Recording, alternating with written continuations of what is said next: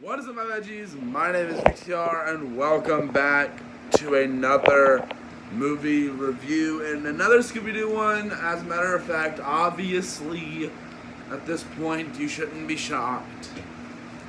But I'm gonna mention that today we're reviewing Chill Out Scooby-Doo. The credits are actually scrolling on the TV as we speak. And I really do want to discuss this one. I went into this one similar to the last one, not expecting to enjoy it at all, mostly because of the setting. I'm not a big fan of. I just didn't think this setting would have been the best for a Scooby-Doo mystery, I thought, but it held its own and it was fun. I actually really liked this one. Now, at first, when the monster first started showing up, I'm going to get the negatives out of the way first. I was not invested. I was like, I was invested a little bit, but like the monster was. Then it picked up later on chases with the monster with the abominable snowman was a lot more interesting. And the way this movie starts out, I love. So the gang is on a vacation again, but to Paris. And Fred, Velma, and Daphne are already there chilling and everything. And they're like, where's Scooby and Shaggy? And it turns out Scooby and Shaggy are on the wrong plane and they wind up going to the Himalayas. And freaking, I thought that was really funny. And the fact that the mystery, actually, they had no intention of going to the area where the mystery is, but they wind up having to go there. But I like the fact that Scooby and Shaggy are separate from the gang a good bit in this one. Gives more of those great Scooby and Shaggy moments that I love, and they're a lot of fun in this one.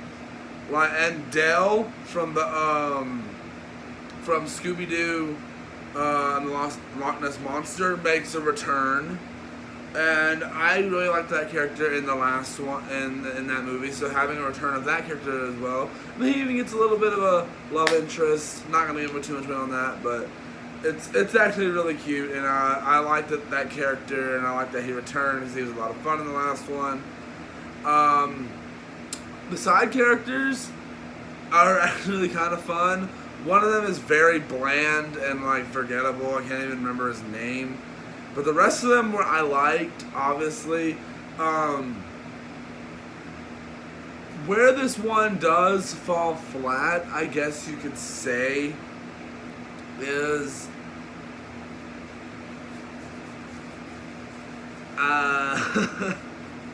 I guess the normal gang with Fred, Velma, and Daphne, when they cut back to them, I wasn't really as much fun with them as I do with some of the other ones. Like, Scooby and Shaggy always steal the show, obviously, most of the time. But there are times where the rest of the gang's storyline is still entertaining. But the fact with this one is that it really just, with them, their story, their little sidebar or whatever you want to call it, wasn't as fun as it could have been. But the fact is, there's a whole bunch of good moments. Now, this one with the music, I really wasn't crazy about the music. And this is the first one Scooby-Doo movie in a while to be premiering after What's New Scooby-Doo has ended. And something about the character designs and the outfits, even before they go to the Himalayas, I feel like this is still building off of What's New Scooby-Doo, but it may still be a tie-in. But even if it isn't a tie-in, I'm not complaining if it is or not. It probably still is a tie-in, even though the series has ended at this point, which isn't a big deal. I don't think we start getting ones that aren't really tie-ins till later. But this one is nice, and I really do enjoy the story here. It's a lot of fun. It's funny, and there's actually a few legitimate jokes that I was like, and this one had my attention, and once again, I was able to, not early on, I was kind of like, guess, like, who could be the bad guy here, but like, it's kind of not hard to pick it out when it gets, and when it introduces the character, you're like, who else could it be? And their motivation isn't really the best motivation, but it has to do with love, so I'm like, yeah. The fact is, this one, they did their fun with this one. And I wasn't expecting much going into this one, just because I didn't think a mystery in an icy location would have worked well for a Scooby-Doo movie. I don't know why I didn't think that. Maybe. And I do like the fact that we got away from some of the stuff we've been getting with the Scooby-Doo ones, and this one just made it more fun and fun and fun. I don't know why I said fun so many times. Sitting through this one, though, this was actually a longer one. I have the thing on the television. This one was... Oh, no, it wasn't. Okay, it was on about an hour and 12 minutes, so... Even though it falls into a lot of the same things that a lot of these Scooby-Doo movies fall into, one character's voice acting isn't the best. Notice I just say one character's, and pretty much everyone else is pretty good. There is this other little like side villain who's like trying to just use the the abominable snowman story as just a cover up for what he's actually doing. Like, he has nothing involved with that, but like it's literally just silly. It's like, did we need that? Like, seriously, did we need that extra storyline kind of thrown in there?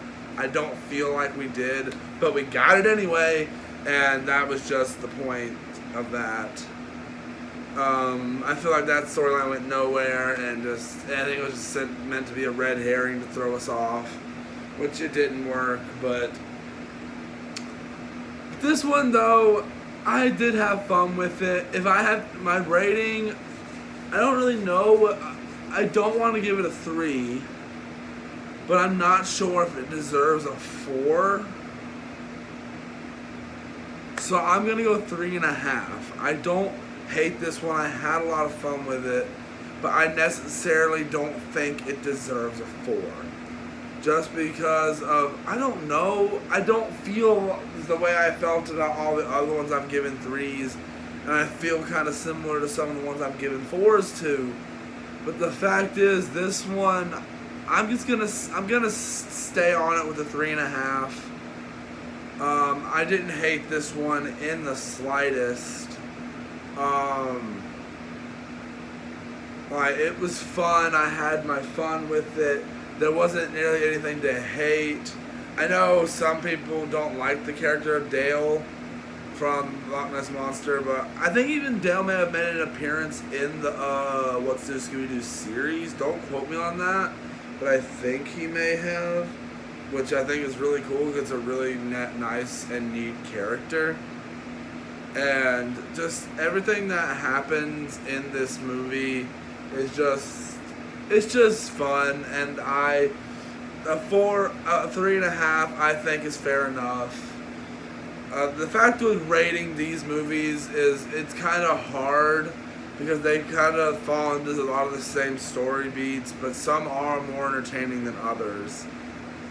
And the fact that I just keep reviewing them is just...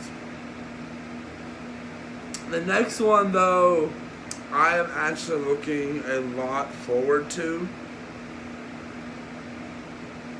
Like, I am legit looking forward to this one with Scooby-Doo and the Goblin King, which I remember loving this one the first time I ever saw it, and I've only seen it like 3 times from my memory, if it even is that many times, and I don't remember much of it anyway, but I do remember loving it, and I can't wait to get to that one.